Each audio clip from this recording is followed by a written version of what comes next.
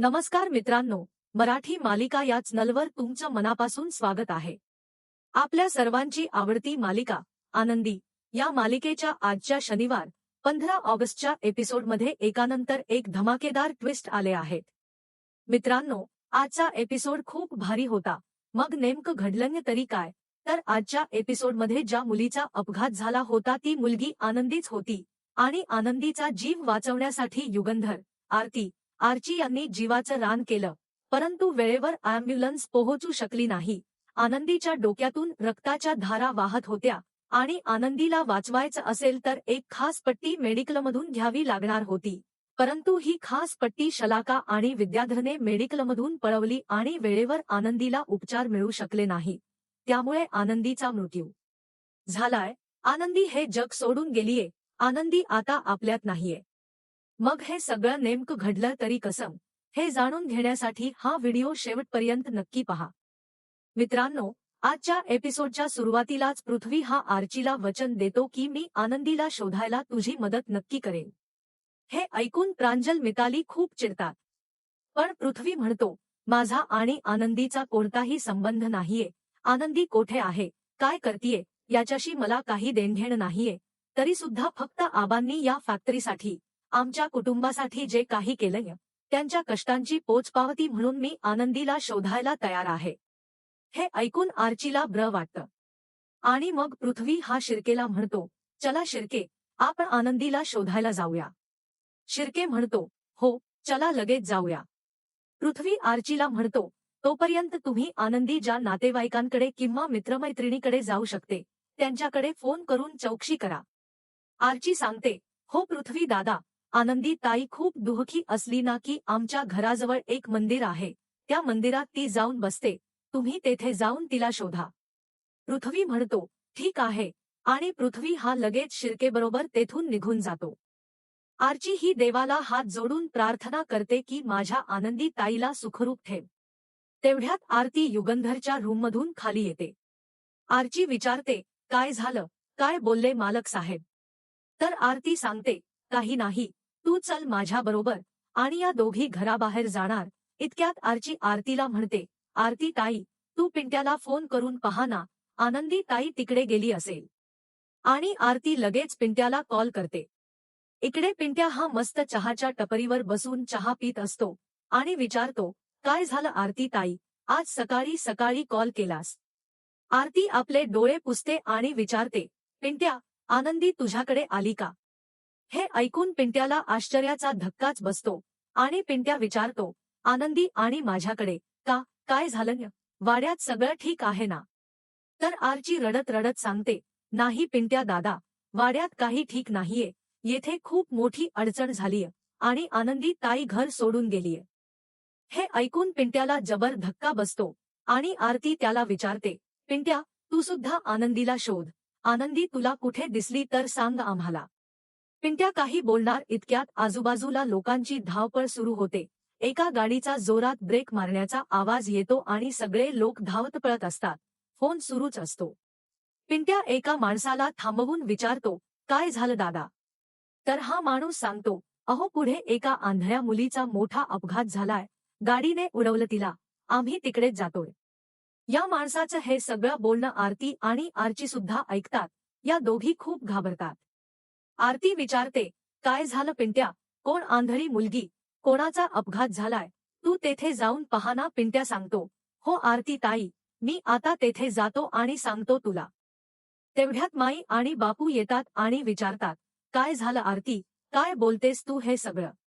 आरती आणि आर्ची सांगतात, माई बापू, एका आंधळ्या मुलीचा अपघात झालाय. हे ऐकून माई आणि बापूला सुद्धा जबर धक्का बसतो. बापू म्हणतात, तुम्ही दोघी शांत व्हा, रडू नका, द्या माझ्याकडे.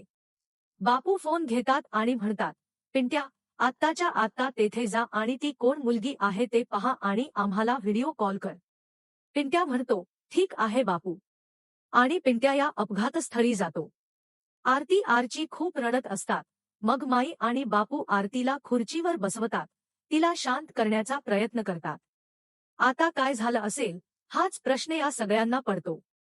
तेवढ्यात पिंट्या या अपघातस्थळी पोहोचतो आणि तेथे एक मुलगी एका बाकड्यावर पडलेली असते, जिचा अपघात झालाय आणि तिला खूप लागलेलं असतं.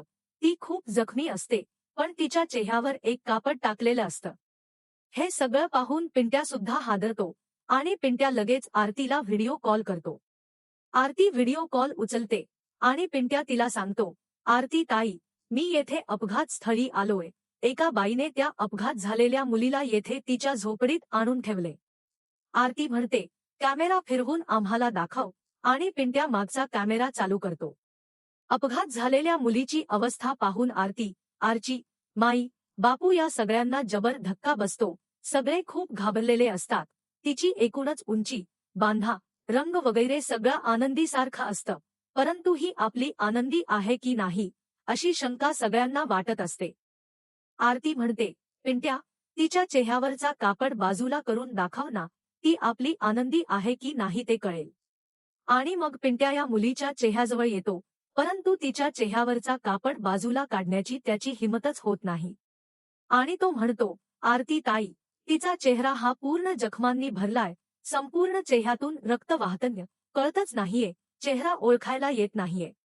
हे सगळं पाहून छाया ताई, आर्ची, आरती, माई, बापू यांना सगळ्यांना जबर धक्का बसतो. आणि तेवढ्यात छायाच्या लक्षात एक गोष्ट येते आणि छाया सर्वांना सांगते, आरती ताई, ही तीच साडी आहे जी काल रात्री आनंदी ताईने नेसली होती, आणि ही साडी नेसूनच त्यांनी घर सोडलं होतं. आरती, आर्ची, माई, बापू यांना जबर धक्का बसतो आणि ही आपली आनंदीच आहे हे त्यांच्या लक्षात येतं. तेवढ्यात आर्ची म्हणते, आरती ताई, हे आपल्या आनंदी ताईचंच गाठोडं आहे.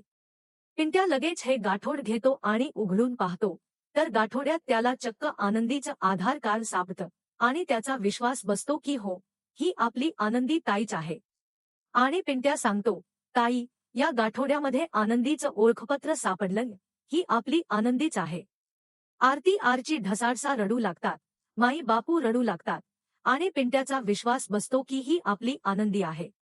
पिंट्या आनंदीचा हात पकडून तिला उठवण्याचा प्रयत्न करतो, आनंदी उठना, परंतु आनंदी काहीच प्रतिसाद देत नाही. आणि पिंट्या आजूबाजूच्या लोकांना सांगतो, आत्ताच्या आत्ता डॉक्टरांना कॉल करा. लोक लगेच ॲम्ब्युलन्स, डॉक्टरांना कॉल करतात. आणि इकडे आरती, आर्ची सगळे रडत असतात. तेवढ्यात युगंधर तेथे येतो आणि माई, बापू त्याला मोबाईल दाखवतात आणि यामध्ये आनंदीचा अपघात झालाय हे पाहून युगंधरला सुद्धा जबर धक्का बसतो. तो स्तब्ध होतो, काय करावं, आनंदीचा अपघात कसा झाला हेच त्याला कळत नाही. आणि माई म्हणते, युगंधर, पहा ना, आनंदीचा अपघात झालाय, कर काहीतरी लवकर. युगंधर हा पिंट्याला म्हणतो, पिंट्या, तुम्ही आनंदीचा अपघात झाल्यावर तिला तिथे का ठेवलं? तिला आत्ताच्या आत्ता दवाखान्यात घेऊन जा, ॲम्ब्युलन्स बोलवा. पिंट्या सांगतो, मालक साहेब, ही जागा खूप आतमध्ये, छोट्या छोट्या गल्ल्या आहेत, येथे ॲम्ब्युलन्स नाही येऊ शकत आणि आमच्याकडे कोणाकडेच गाडी नाहीये, आम्ही आनंदीला नाही नेऊ शकत, तुम्हीच काहीतरी व्यवस्था करा. मग लगेच युगंधर त्याच्या मोबाईलवरून डॉक्टरांना व्हिडिओ कॉल करतो आणि डॉक्टरांना आनंदीची ही अवस्था दाखवतो आणि म्हणतो, डॉक्टर साहेब, आनंदीचा अपघात झालाय. आनंदी अशा ठिकाणी आहे जिथे ॲम्ब्युलन्स नाही पोहोचू शकत, तिला रुग्णालयात नेणं अवघड आहे, तुम्ही लवकरात लवकर या ठिकाणी पोहोचा. पिंट्याला विचारतो, कुठे रे ठिकाण? पिंट्या सांगतो, सुभाषनगर, इचलकरंजी बॉर्डरवर.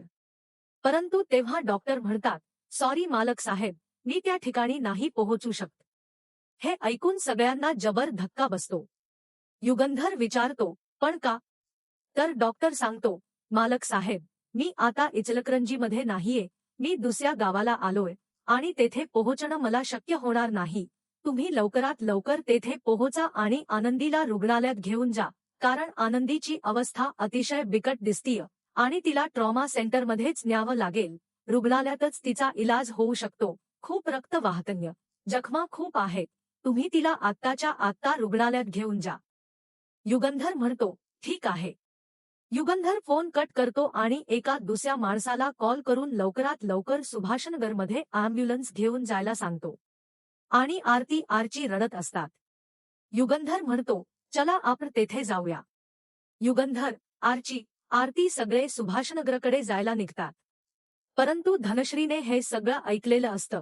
आनंदीचा अपघात झालाय, ही बातमी आत्ताच्या आत्ता विद्याधरला द्यावीच लागेल असा विचार करून धनश्री विद्याधरच्या रूमकडे निघते. आणि इकडे विद्याधर हा शलाकाला म्हणत असतो, शलाका, ही तर फक्त सुरुवात आहे. त्या युगंधरला मी आणखीन किती धक्के देतो ना, ते तू पाहतच रहा. आता मी त्याला सोडणार नाहीये. आणि तेवढ्यात धनश्री रूममध्ये येते.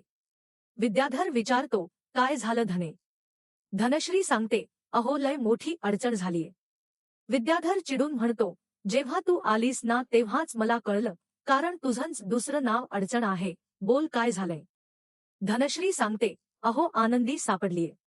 हे ऐकून शलाका आणि विद्याधरला जबर धक्का बसतो. विद्याधर विचारतो, कोठे? धनश्री सांगते, अहो तिचा लय मोठा अपघात झालाय आणि ती मरणासन्न अवस्थेत एका झोपडीमध्ये आहे. विद्याधर आणि शलाकाचा विश्वासच बसत नाही. विद्याधर विचारतो, अपघात झालाय? शलाकाला सुद्धा काळजी वाटते. शलाका विचारते, कोठे कुठे? धनश्री सांगते, सुभाषनगरमध्ये. ती सुभाषनगरमध्ये एका झोपडीमध्ये ठेवलीय, तिला मरणासन्न अवस्थेत, आणि तिथं खूप रक्त वाहतंय. शलाका काहीतरी विचार करते आणि लगेच आपल्या माणसाला कॉल करून सांगते, आत्ताच्या आत्ता सुभाषनगरमध्ये पोहोचायचं. तेथे आनंदीचा अपघात झालाय, एका झोपडीत आहे, आणि मिनिटाची अपडेट मला येथे मिळाली पाहिजे की तेथे काय होतंय, कसं होतंय.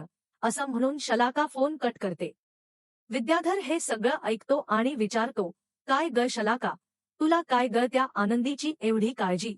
मरते तर मरू दे ना तिला. शलाका म्हणते, अरे विद्याधर, तुला हेच तर कळत नाही. बिझनेस असो की मग हे युद्ध, आपल्या शत्रूची कशीही अवस्था असली ना तरी त्याच्या प्रत्येक हालचालीवर आपलं बारीक लक्ष असायला हवं, कारण शत्रू कधी लाचार होईल हे सांगता येत नाही, आणि मग त्या लाचारीमध्ये आपल्याला आपला फायदा करून घेता येतो. हे ऐकून विद्याधर खूप खुश होतो आणि म्हणतो, डोकं शलाका, डोकं. शलाका खुश होते, धनश्री सुद्धा खुश होते.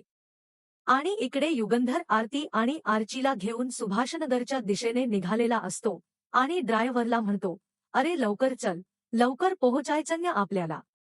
आणि मग युगंधर आरतीला म्हणतो, त्या पिंट्याला फोन करून विचार, ॲम्ब्युलन्स पोहोचली की नाही. आरती हो म्हणते. पिंट्याला व्हिडिओ कॉल लावते आणि विचारते, पिंट्या पोहोचली का ॲम्ब्युलन्स तेथे?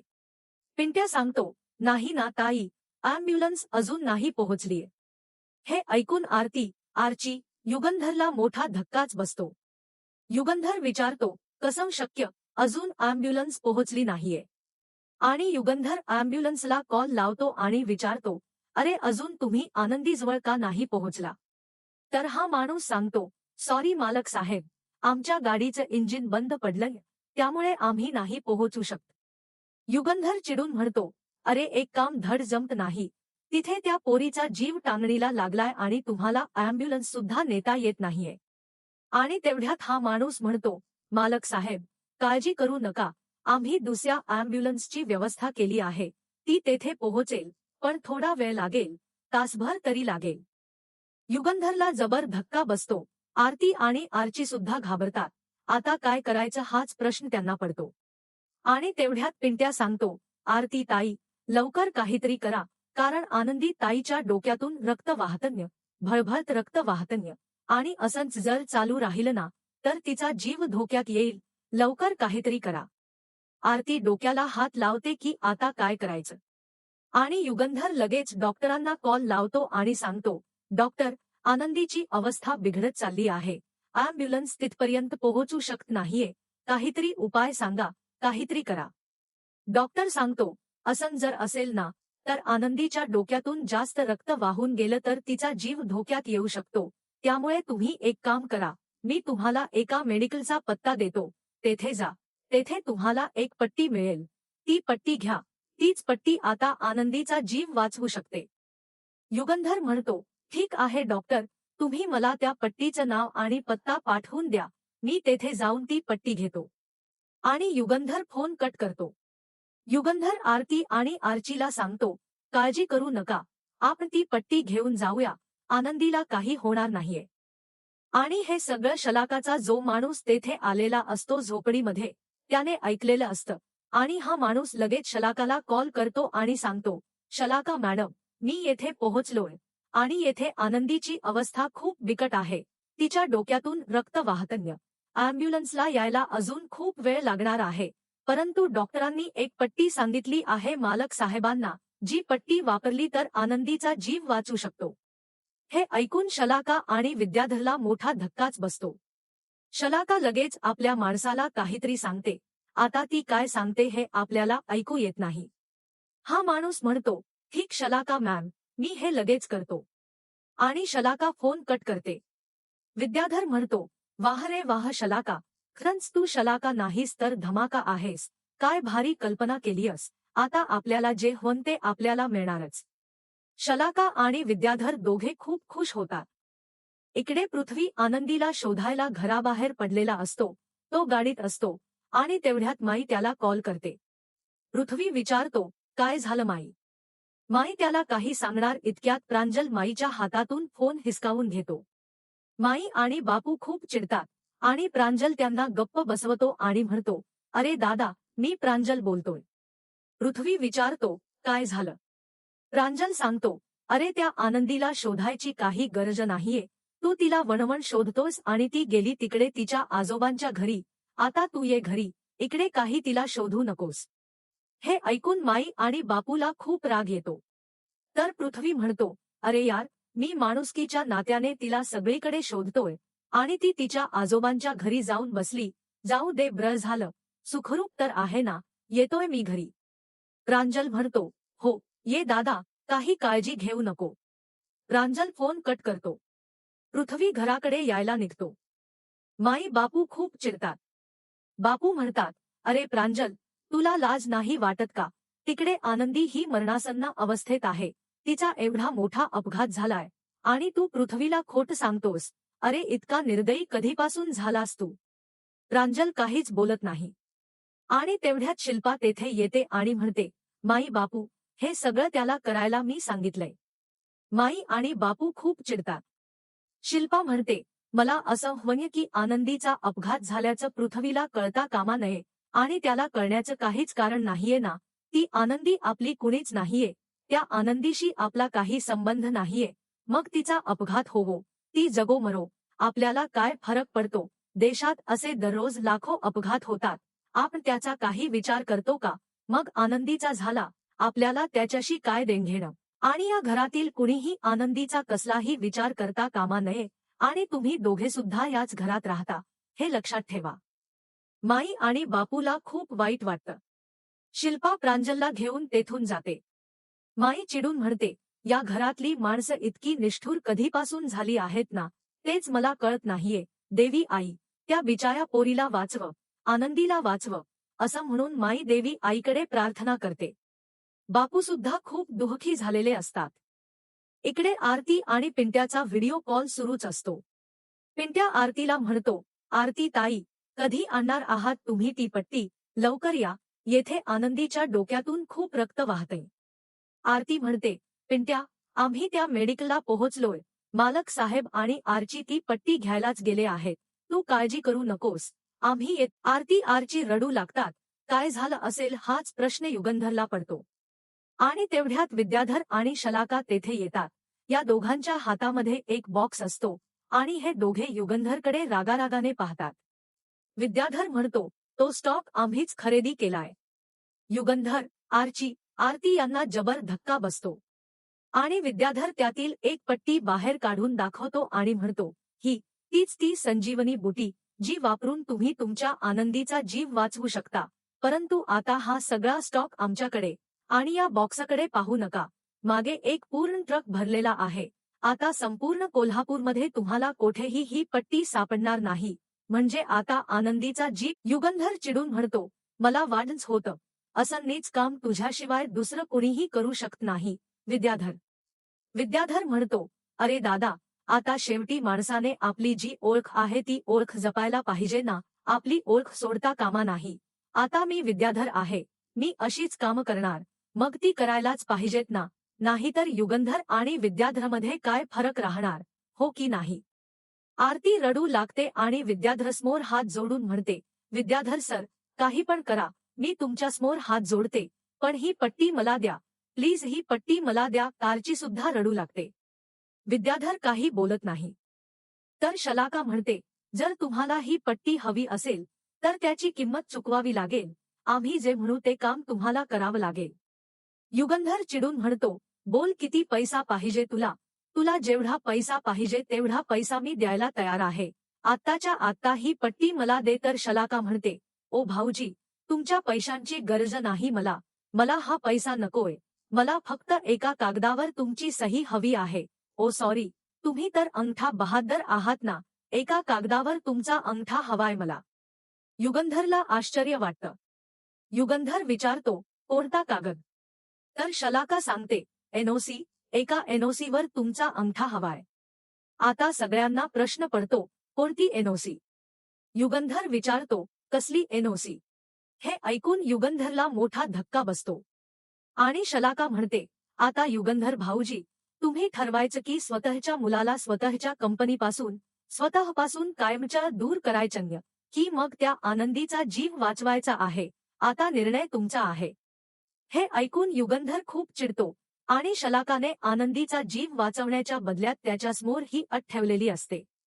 आता मालक साहेब काय करतील हाच प्रश्न आर्ची आणि आरतीला पडतो. आणि आजचा एपिसोड येथे संपतो. मित्रांनो, आनंदी मालिकेचा आजचा एपिसोड खरंच खूप भयानक होता. म्हणजे आनंदीचा जीव वाचवण्यासाठी युगंधरने प्रयत्न केले, परंतु असं कोणतं गाव आहे, अशी कोणती वाडी आहे, तसं तर कोल्हापूर किंवा इचलकरंजी सारख्या मोठ्या शहरात हे सगळे राहतात. पण त्या शहरामध्ये फक्त एक ॲम्ब्युलन्स आहे जी बंद पडली. मग दुसरी ॲम्ब्युलन्स यायला 1 तास लागणार आहे. त्यानंतर एक डॉक्टर आहे. हे डॉक्टर दुसऱ्या गावाला गेले. मग दुसरे डॉक्टर येऊ शकत नाहीत.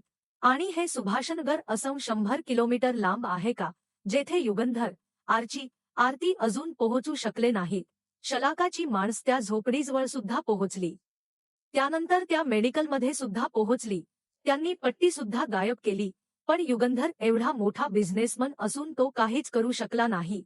हे सगळं खूपच विसंगत वाटतं. आजचा एपिसोड हा खरंच खूप धोकादायक होता. आणि ही अपघात झालेली मुलगी आनंदीच आहे असं सगळ्यांना वाटतं. परंतु अजूनही तिचा चेहरा दाखवला गेलेला नाहीये. चेहऱ्यावर खूप जखमा असल्यामुळे ही आनंदीच आहे की नाही हे सुद्धा माहीत नाहीये. फक्त तिच्याकडे जे ओळखपत्र आहे यावरून कळले की ही आनंदीच आहे. आणि साडी आणि गाठोड तर तेच आहेच. मित्रांनो, आनंदी मालिकेचा आजचा एपिसोड तर भारी होता. पण पुढील एपिसोड आणखीन धमाकेदार असणारे, आणखीन मोठा ट्विस्ट या मालिकेत येणार आहे. मग नेमकं घडणार तरी काय? तर पुढील एपिसोडमध्ये आपण पाहू की कसंबसं युगंधर, आर्ची आनंदीजवळ या झोपडीत पोहोचतील. आणि ते पोहोचताच पिंट्या सांगणार, मालक साहेब, तुम्हाला यायला उशीर झालाय. आनंदी आपल्याला सोडून गेलीय. हे जग सोडून गेलीय. आनंदीचा मृत्यू झालाय.